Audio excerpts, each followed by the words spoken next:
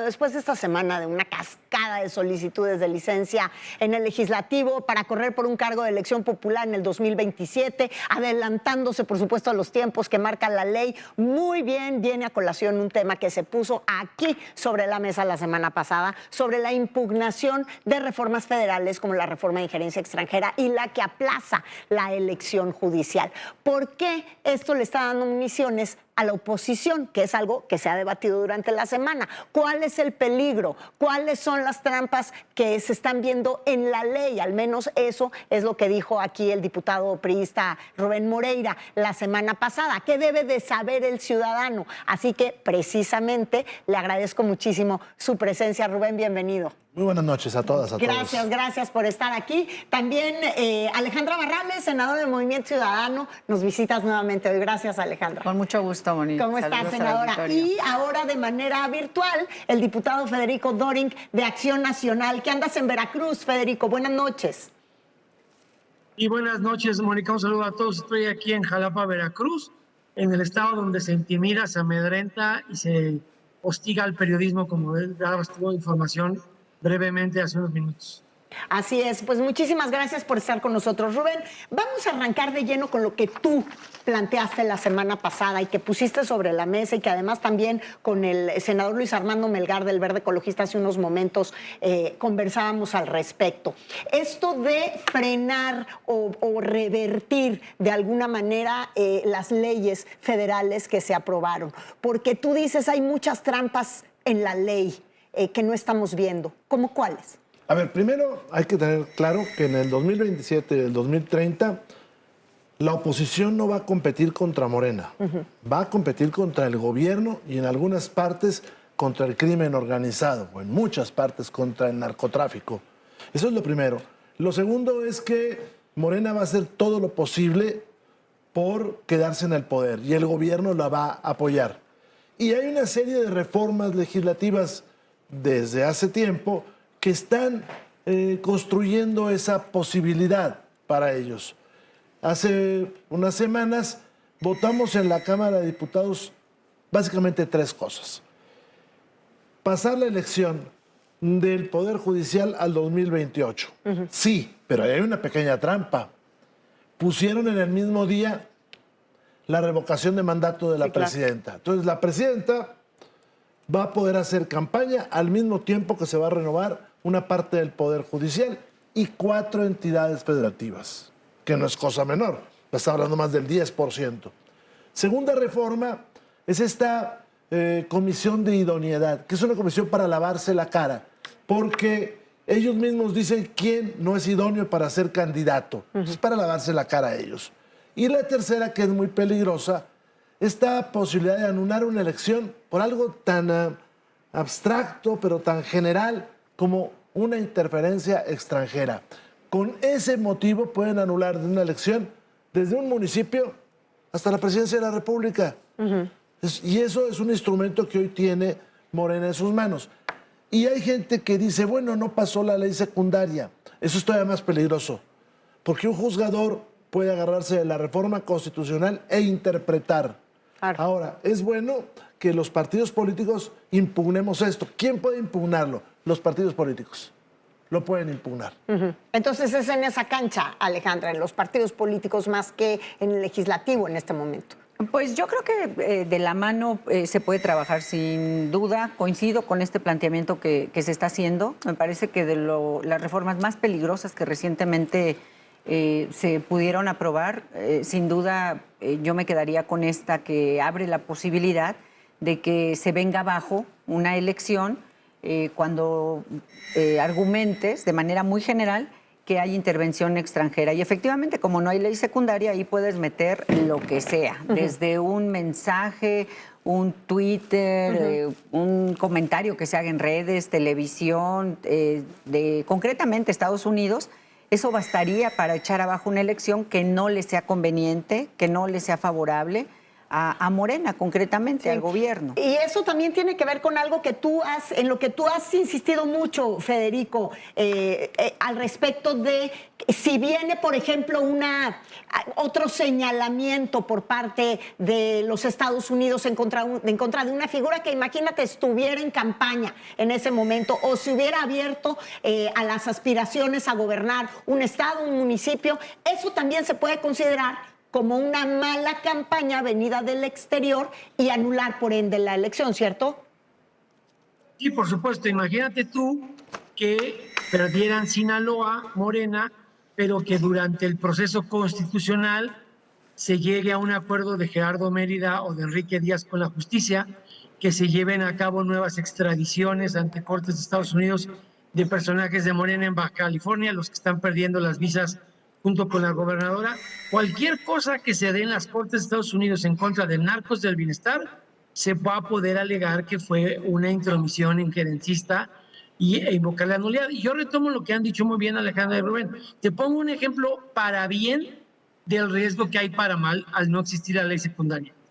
Cuando por primera vez el INE obligó a los partidos a postular un número mínimo de mujeres para gubernaturas, no estaba en la ley, Mónica.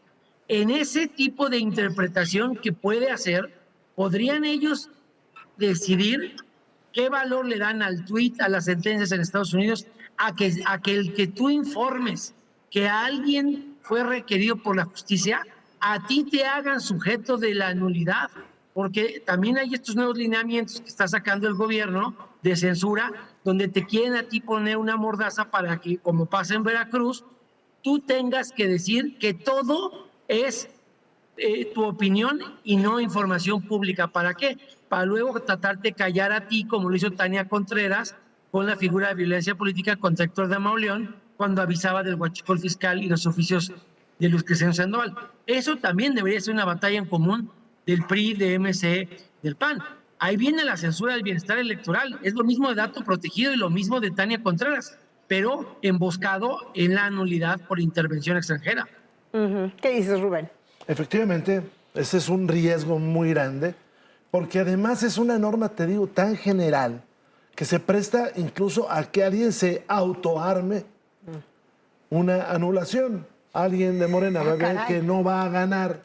Y bueno, pues empieza a filtrar notas del extranjero, arma perfectamente su expediente, va y le dice a un juez a modo, fíjate lo que me está pasando. O sea, lo puedes usar como estrategia incluso, es al revés, claro. Porque mientras más normas hay de este tipo, pues es mucho más fácil que un pillo se aproveche de eso. Claro. Alejandra. Sí, coincido absolutamente. Y además, Mónica, lo que yo diría es que este es un patrón de conducta que ha venido mostrando Morena a lo largo de esta legislatura. Todas las reformas prácticamente que hemos aprobado, que han aprobado ellos con su mayoría artificial, pero finalmente mayoría, lo que buscan es hacerse del control de los órganos autónomos, del Poder Judicial, de entes tan importantes como el propio Instituto de Acceso a la Información, que es fundamental o venía siendo fundamental para transparentar el manejo de los recursos, pero me parece que además ahora estos temas electorales, cuando no han podido meterse con el INE por la reacción que saben que esto puede provocar de la propia ciudadanía y que ha sido la forma en la que se han contenido, así pasó recientemente con la locura del secretario de Educación, que proponía regalarle casi un mes más a las niñas, a los niños en casa. La reacción de la ciudadanía lo pudo atemperar. Eso es prácticamente lo que los contiene de tocar de lleno al INE. Y como no lo pueden hacer, entonces se van por esta serie de recovecos, con estas reformas de que si hay injerencia para poder echar abajo un proceso electoral. Y efectivamente, yo también coincido, yo no descartaría que deliberadamente cuando ven algún territorio que hoy por hoy, nos guste o no nos guste, está en manos de un partido, por ejemplo, podríamos hablar de Guanajuato, que yo no tengo duda que el PAN vuelva a hacerse presente en algún momento, el propio PRI en los estados donde tiene presencia, nosotros, Nuevo León, Jalisco, etcétera. Sí. Bueno, y si ellos ya ven perdido de antemano ese escenario, bueno, a lo mejor pueden ir generando las condiciones, como dice el diputado Moreira, para ir poniendo piedritas en el camino, pues ya con miras a echar abajo la elección. Abrir esto a la ciudadanía, Federico, es un tema que ha estado mucho sobre la mesa. El PAN, digamos, es el partido que, si bien se ha abierto ya, la ciudadanía lo ha anunciado en ese sentido para la posibilidad de competencia, también esta ciudadanía podría depender de una alianza estratégica, que es algo que también se sigue apenas discutiendo, cuando en realidad todos, o por lo menos en la oposición, tendrían, la lógica nos indica que tendrían que estar de acuerdo, pero Partido Acción Nacional sigue teniendo ciertas renuencias a eso. Las renuncias, Mónica, es a una alianza genérica como tal. Retomo lo que decía la vez pasada. Sinaloa debe de ser un caso que revisemos porque las encuestas reflejan que se le puede ganar a Morena. Yo creo que lo que se puede revisar son excepciones. Lo que el PAN no quiere es una alianza genérica nacional, es algo que rechazamos. Pero mi postura y la que escucho que hay en muchos ámbitos estatales y municipales es revisémosla. Y revisémosla, hay quienes quieren hacer alianza con MC, hay quienes quieren hacer alianzas con el PRI, hay quienes quieren que los tres postulemos a candidatos externos, que es el caso de Sinaloa. Ojalá pueda haber excepciones. ¿Por qué? Porque la política no es la misma en todos lados. Te pongo otro ejemplo de lo que puede terminar pasando de autosabotaje. Ahorita que escuchaba a Alejandra y a Rubén. Chihuahua. Imagínate que el PAN tiene posibilidades de volver a conservar Chihuahua. ¿Te imaginas tú lo fácil que es para la Cancillería no avisarle a un gobierno de oposición municipal o estatal que hay nuevos agentes de la CIA por ahí, aunque no participen en un operativo, para decir que hubo intromisión extranjera?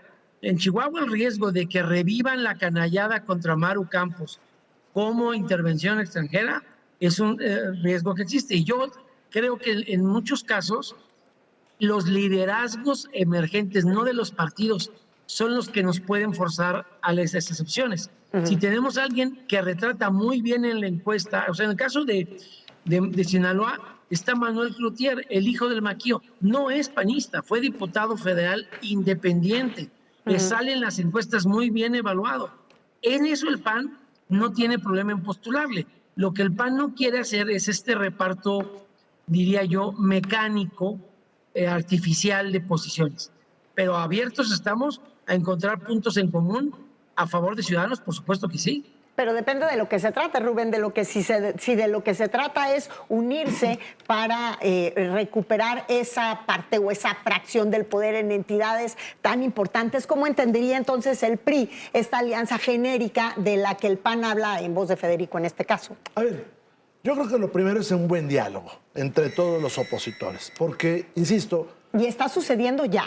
¿O siguen esperando? No necesariamente sucede. En la Cámara de Diputados hay mucho diálogo. Si estamos de cara a la elección de 2027, pronto, ¿no? Que es... El PRI está abierto al diálogo. Ahora, insisto, nosotros no vamos a enfrentar a Morena, vamos a enfrentar a un gobierno que va a quererse quedar en el poder, que va a utilizar todos los elementos, y si no, vean la impugnación en Coahuila, después de perder en algunos distritos 3-1, está impugnando. Vamos a enfrentar al crimen organizado. Al narcotráfico lo vamos a tener que enfrentar. ¿Cómo hacer campaña en Tierra Caliente? ¿Cómo hacer campaña en Sinaloa? Ahora, desde un principio nosotros hemos dicho que no se trata de los 300 distritos ni en las 17 gobernaturas, pero sí tenemos que tener una estrategia común en los tres partidos. ¿Cómo vamos a visibilizar lo que sucede en México? Vamos a traer observadores entre todos. ¿Cómo vamos a defendernos cuando los órganos electorales pues resuelvan cosas que no corresponden a la realidad? Papantla, Poza Rica, le pasó a MC hace poco, que habiendo ganado se lo roba Morena. ¿Cómo vamos a enfrentar este fenómeno del crimen organizado los tres partidos que somos opositores? Y luego, a partir de ahí, decidir dónde jugar juntos. Es evidente que hay lugares donde cada quien puede ir separado para que ganen pues, votaciones y subamos a nuestro porcentaje. Pero también hay riesgos de ir separados. Vamos a agarrar hipotéticamente una gobernatura que uno de los tres partidos tenga. Bueno, pues igual lo va ganando, pero en el calor del debate, en el calor de la campaña, si no vamos juntos, nos vamos a convertir en adversarios y vamos a empezar a disputarnos los votos e incluso vamos a empezar, porque así sucede en todas las campañas, a cuestionarnos entre nosotros. Entonces, no solamente van a enfrentar a Morena, al gobierno y todo lo demás, sino van a enfrentarnos entre nosotros mismos. Yo creo que tiene que ser una postura muy inteligente. No solamente le tenemos que aumentar porcentaje para ir sobre las 200 diputaciones plurinominales, también están las de mayoría. Claro. Y termino diciéndote que no hay 30 sin 27. Sí, sí, así es. Alejandra, terminamos contigo.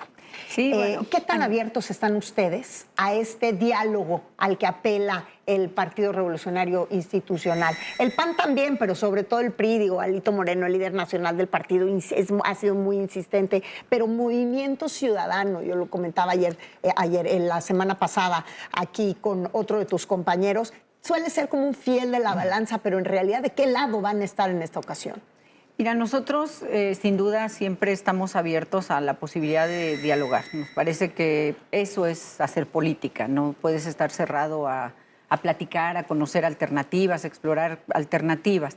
Sin embargo, nosotros también lo hemos dicho con toda claridad, no se trata solo de ganar un cargo, un espacio, una elección solo por ganarla. El objetivo es realmente tener las condiciones y las posibilidades de cambiar la situación, las cosas.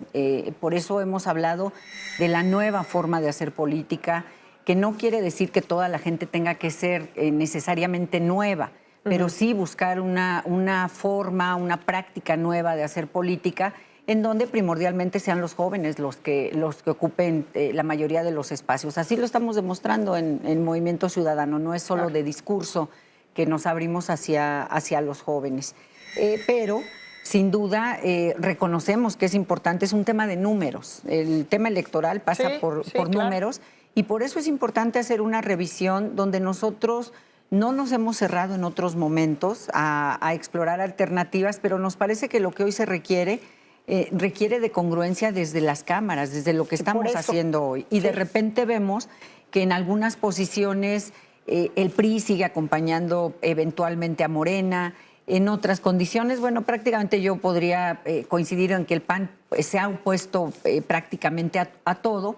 Y bueno, nosotros en algunas condiciones, en algunos planteamientos, podemos coincidir incluso con Morena, en otros planteamientos podemos coincidir con el PRI, porque para nosotros no es un tema de personas, ni tampoco es un tema de enemigos. Nosotros no vemos como enemigos a los contrarios, pero sí tenemos definiciones y posturas muy claras. Nos parece que es importante dialogar, pero de cara a esos procesos en las cámaras, darnos la oportunidad de confirmar y de demostrar que es cierto que podemos coincidir en una serie de lineamientos. Pues como electoralmente todos se están adelantando a los tiempos, pues lo que sí nos queda claro a todos es que esta se convierte entonces en un diálogo de urgencia de todas las fuerzas de oposición en este caso y lo que se pueda discutir con Morena, porque pues claramente hay un apoderamiento de los poderes en todo lo que tiene que ver con lo electoral. Lo vamos a seguir discutiendo en esta mesa. Les agradezco muchísimo a los tres haberme acompañado esta noche. Gracias, Federico. Gracias, Alejandra Barrales. Gracias, Rubén Moreira. Y muchas gracias a ustedes.